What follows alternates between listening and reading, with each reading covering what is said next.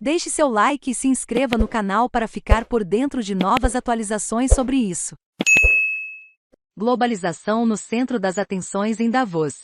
A pandemia de Covid-19 e a guerra na Ucrânia representam a morte da globalização? Essa é a questão que domina as discussões desta semana, no Fórum Econômico Mundial em Davos.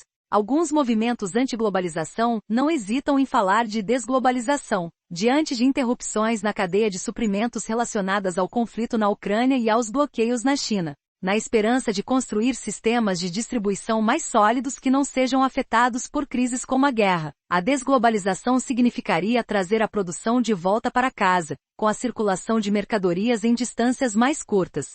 Esse debate se acirrou após a pandemia do coronavírus e os problemas do Porto de Xangai. A cidade chinesa se tornou um símbolo dos problemas da cadeia mundial de abastecimento, depois que suas fábricas foram fechadas por semanas e os contêineres se amontoaram enquanto a China aplicava uma dura política de Covid-0. E desde a invasão russa da Ucrânia, um grande produtor de trigo, entre outros, os preços dos alimentos atingiram um recorde histórico. Esses problemas estão levando muitos, incluindo grandes empresas multinacionais, a reconsiderar como será a produção no futuro. A globalização está temporariamente em pausa, disse Loic Tassel, presidente na Europa da gigante de bens de consumo Procter & Gamble, em um dos debates de Davos. O preço a pagar e o tempo de espera não são mais compatíveis com nossa indústria, afirmou ele, citando o exemplo de Xangai, o porto de contêineres mais ativo do mundo. Agora estamos introduzindo na equação o custo e a resiliência da cadeia de suprimentos, algo que não tínhamos em mente há 3 anos, ressaltou.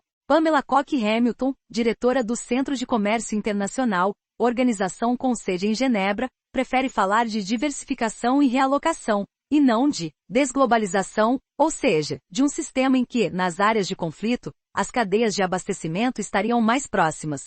A mudança virá com cadeias de valor de abastecimento próximo, disse a AFP. Nuvens negras no horizonte. Os mais céticos afirmam que as empresas procuram as opções mais baratas apesar de estarem cientes do risco que acarreta a enorme dependência de determinadas regiões. Nunca importamos tanto da China, como quando dissemos que deveríamos ser menos dependentes dela, disse Gilles Moek, economista-chefe da gigante francesa de seguros acha. A crise de identidade da globalização ocorre em um momento em que reina o pessimismo sobre o futuro da economia mundial. O horizonte obscureceu para a economia global, declarou a diretora-geral do Fundo Monetário Internacional, FMI, Kristalina Georgieva, em Davos na segunda-feira. Em paralelo, a inflação está pressionando os bancos centrais, incluindo a Reserva Federal, Fed, dos Estados Unidos, a aumentar as taxas de juros, o que tornará os empréstimos a empresas e consumidores mais caros e desacelerará a atividade econômica. O Banco Central Europeu anunciou na segunda-feira o fim das taxas negativas.